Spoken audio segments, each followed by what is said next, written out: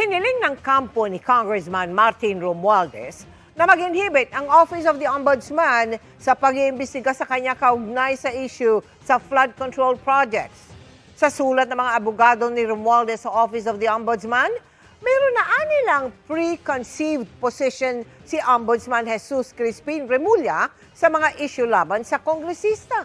Batay sa mga nauna niyang pahayag, tila nagpasya na anila si Remulla na i-prosecute si Romualdez para sa plunder kahit wala pang nasisimulang preliminary investigation.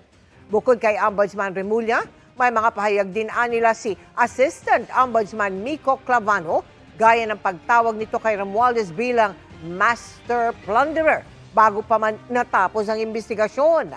Sa mga yan at iba pa umanong public statement, hinatulan na agad ng Office of the Ombudsman si Romualdez na guilty sa plunder bago pa man siya sampahan ng kaso.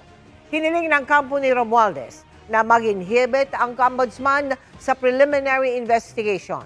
Dapat daw ipahawak ito sa opisinang hindi mababahira ng anilay bias o prejudgment. Nauna nang itinanggi ni Romualdez na may kinalaman siya sa budget insertions at anomalya sa flood control projects. Hindi rin anya siya papayag maging scapegoat o sangkalan ng mga dapat talagang managot. Sinusubukan pa namin kunin ang pahayag ng Office of the Ombudsman pero wala pa silang tugon.